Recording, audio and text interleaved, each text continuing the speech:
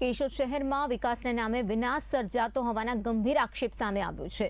Ward number 5 અને 6 ને જોડાતા ડીપી રોડથી શેખ ગેરેજ સુધીના વોકડામાં ચાલી રહેલા બ્યુટિફિકેશનમાં કામને લઈને સ્થાનિક રહીશોમાં ભારે આક્રોશ વ્યાપી ઉઠ્યો છે। લોકોનો આરોપ છે કે આ કામને કારણે આવનારા ચોમાસામાં પાણી સીધું જ ઘરોમાં ઘૂસી જવાની શક્યતા છે। હું નહેરુ નગર અહીંયા એરિયામાં તૃપ્તિ અપાર્ટમાં રહું છું। ગયા વર્ષે અહીંયા એપાર્ટમેન્ટની અંદર એક પગથિયા સુધી પાણી ગળી ગયેલ છે, છતાં નગરપાલિકા નદીને ઊંડી કરવાને બદલે બુરે છે। તો આનો યોગ્ય રસ્તો કરવો જોઈએ અને કરોડો રૂપિયાનો ખર્ચો કરી અને પહોળાઈ પણ ઘટી ગઈ છે અને ખર્ચો કરે છે એ ખોટો છે। આ વખતે પાણી વધારે આ એરિયામાં ઘૂસવા ભય લાગે છે।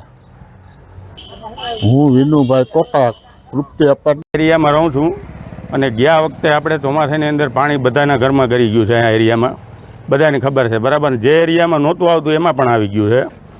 હવે આ વખતે નગરપાલિકાએ વોકરા બ્યુટિફિકેશન કામ ચાલુ કર્યું, એની અંદર એ કામ આપણી દ્રષ્ટિએ આમ યોગ્ય થતું નથી એવું દેખાય છે। કારણ કે જે વોકરાને કેશોદ શહેરી વિસ્તારમાં જે વોંકડા બ્યુટિફિકેશનનું અને સ્ટોર્મ ડ્રેનેજ વોટરનું કામ ચાલી રહ્યું છે, ત્યાંના સ્થાનિક રહીશોની એક ફરિયાદ હતી કે વોંકડાને હજી ઊંડા કરવામાં આવે અને મળતી પહોળાઈ પ્રમાણે એને વધુ પહોળા કરવામાં આવે।